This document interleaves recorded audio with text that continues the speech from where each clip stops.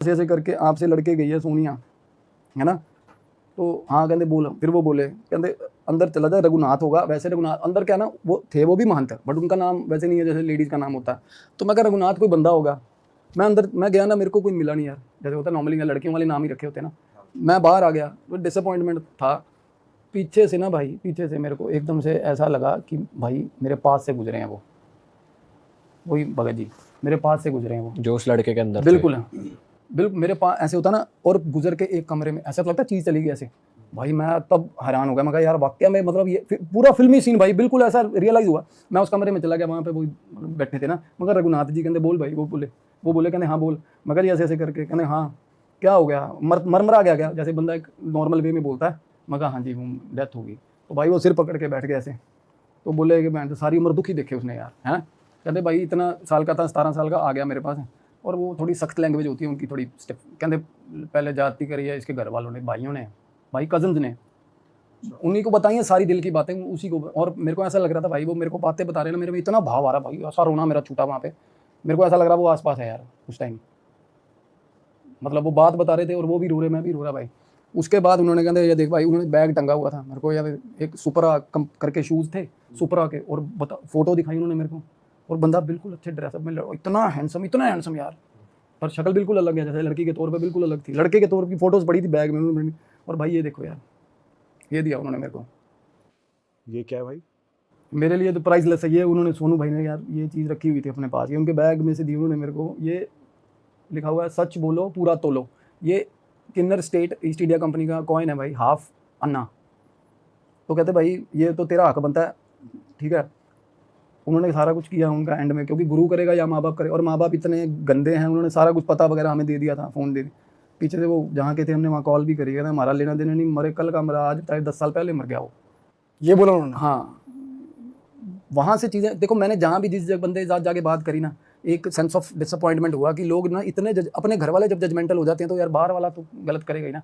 जब हमारे घर वाले हमें सपोर्ट करते हैं ना कि भाई जो भी है मेरा बेटा है, तो बाहर वाले की औकात नहीं होती भाई कुछ गलत बोल जाए।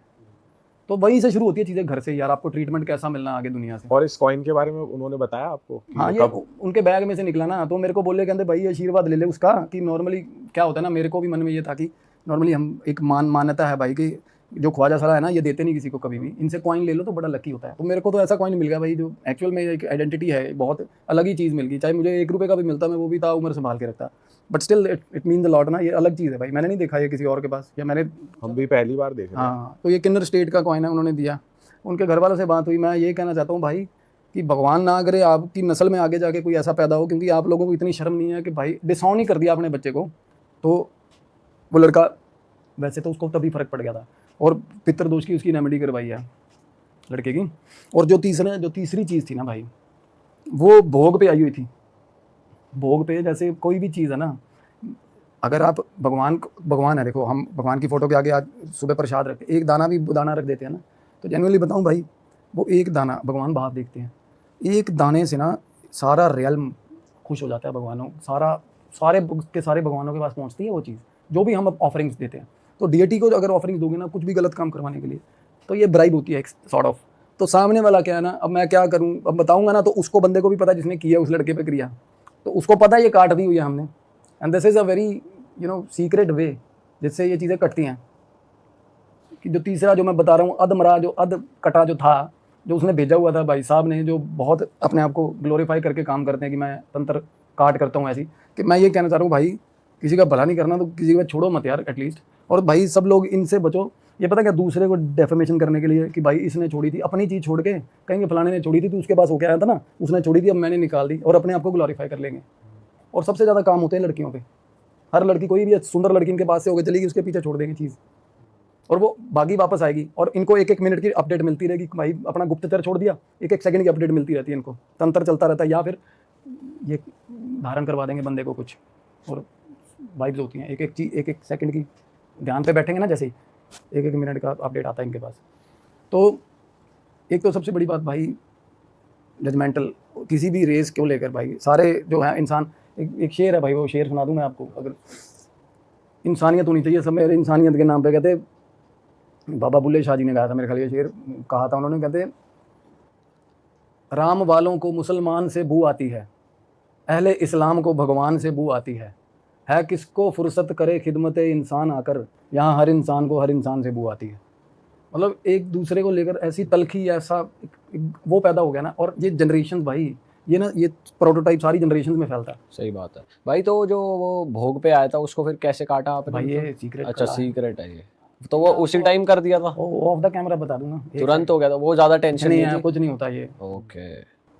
अब उसकी वो बढ़ चढ़ के आएगा फिर आगे से, उसको अंदर खाते लड़ाइयाँ चलेंगी और कुछ नहीं है। अपने आप को डिस्क्लोज तो करेगा नहीं वो जिसने छोड़ी है। हाँ, और मैं भी नहीं करूँगा डिस्क्लोज, मंडी फेल नहीं करेंगे उसकी, चल रहा है उसका सिस्टम तो चलने दो।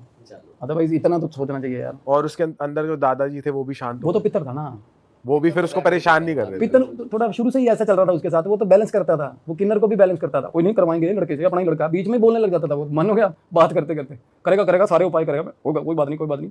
3 बंदों की बात अकेला कर रहा है वो बंदा, 3 देख लो भाई। और कोई क्रेजी एक्सपीरियंस भी हुआ आपके साथ? एक आप भाई बता। मेरे साथ हुआ है एक अपना एक्सपीरियंस बताता हूँ मैं आपको। ये भी बड़ा हॉरिबल है ये तो। ये कब की बात है भाई? भाई जो अपने साथ हुआ वो तो आपको पहले बताना चाहिए था। ये ना मैं थोड़ा बचा के नहीं, एक होता है ना कि भाई कि लोग समझेंगे भाई इसको भी डर लगता है, और लगता है भाई डर किसको नहीं लगता। सही बात है, और लगना भी चाहिए। ये तो सच में भाई फ्रीक आउट करेगा। एक बार ना मेरे को जुलाई से सिंस मैंने पहला पॉडकास्ट किया ना, मेरे को मैसेज आते हैं ना इंस्टाग्राम पे।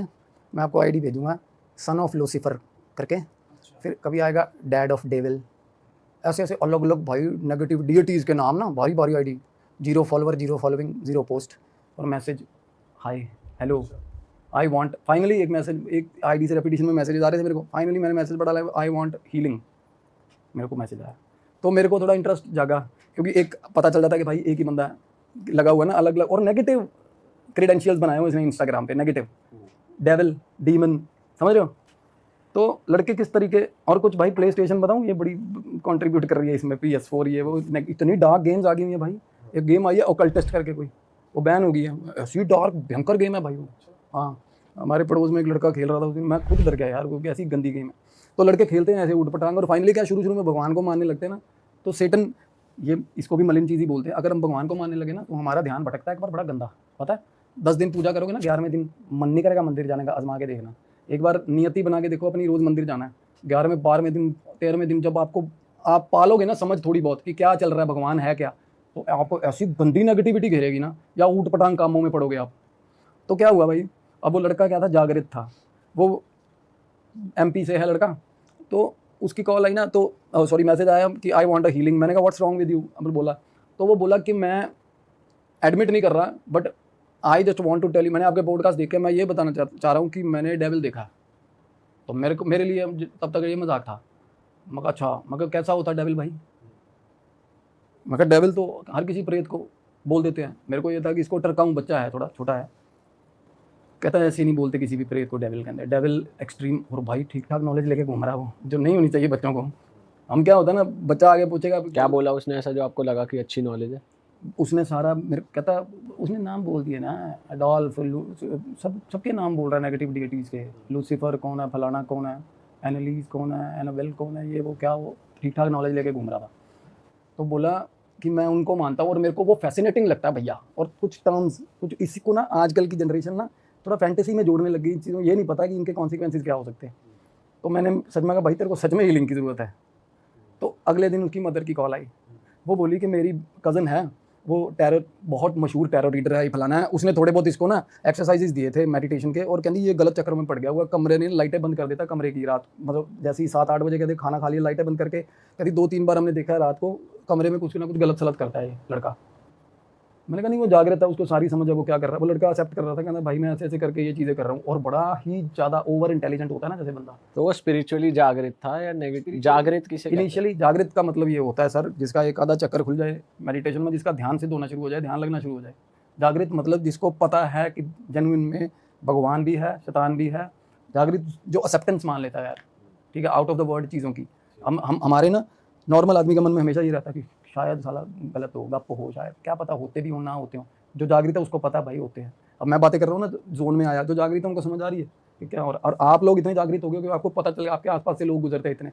तो क्या हुआ सर, फाइनली ना उन्होंने जल्दी उनको, और उनका कोई रिश्तेदार था दिल्ली में, उसकी भी कॉल आ गई अगले दिन, कहते भाई इनको बुलवा रहे हैं हम आपसे मिलने के लिए।